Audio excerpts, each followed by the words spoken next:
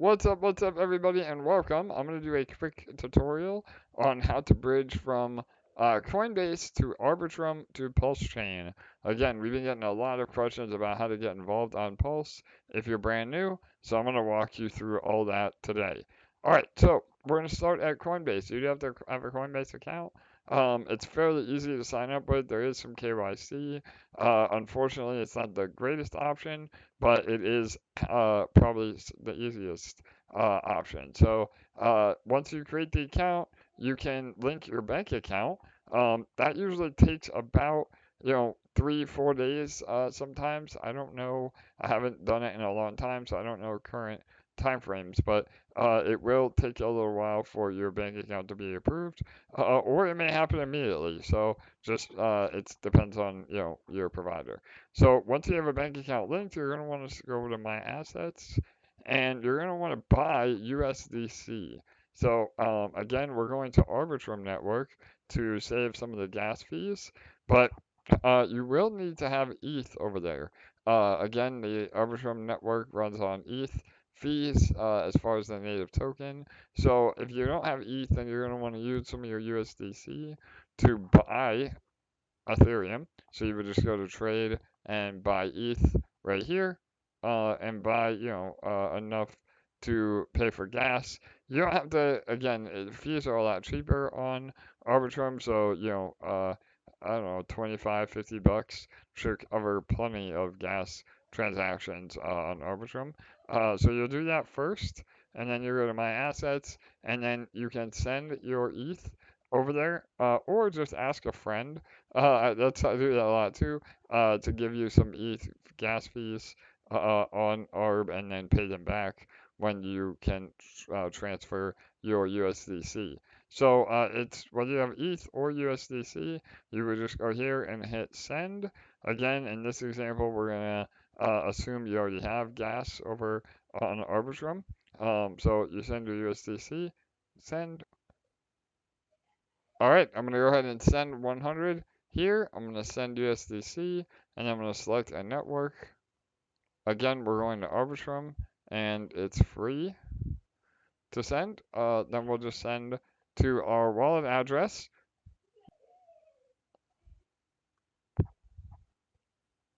All right, then we preview send. It'll ask you to confirm, and we hit send now. You have to put in a code for verification, and then that's it. So we'll see you over there in 1 minute. All right, as you can see, I'm on my wallet. I like Rabby is the best. I know a lot of you use MetaMask. That will work as well, but I'm just using Rabby for this illustration. There will be a referral code in the link below as well. This wallet is just so much better than MetaMask, and it's very safe. So as you can see, I have 0.2 Ethereum for the gas fees here, and the USDC came through. I already had money in here, so depending on what you transfer over, you'll see that amount because there is no fees coming out of Coinbase. So, all right, and then what you're going to do once you confirm that you've received all that, you can go ahead and go over to our exchange, Sparkswap DEX, and our bridge. So once again, it's on Arbitrum. You go to bridge. You will go to bridge. You go ahead and select Arbitrum. And again, this is the chain. If you're on Rabby, it will choose the chain for you automatically. It automatically updates the RPCs. But if you're on MetaMask, you will have to make sure you're on the Arbitrum network. You already have it already defaults to USDC, and then you're going to receive US DEX on Pulse. So you can choose any other asset as well, but US DEX Plus is the most liquidity in terms of not incurring an additional swap fee. But if you're brand new to Pulse, you will need to choose Pulse. So again, keep that in mind. You need gas fees over on Pulse, so we highly recommend doing that first. You can do a smaller amount, say again $10 to $20 will cover many, many transactions on Pulse. So, and then once you're done with that, in this case, we're going to do it all. We'll just hit max and we run a receive Pulse and we hit send.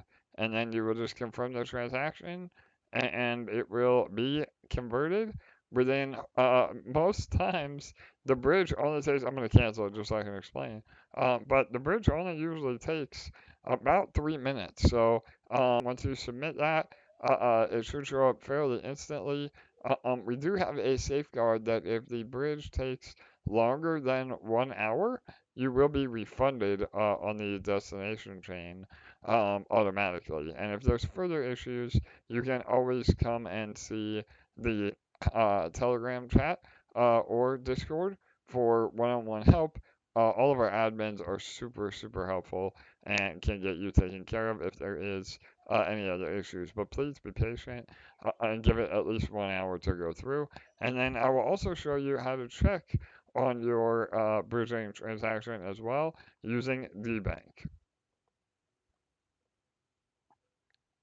Okay, here we are on DBank. So this is a great way to track your portfolio and also your transactions. So highly recommend DBank if you haven't used it. You just go to dbank.com and type in your wallet address here at the top and it will pull it up.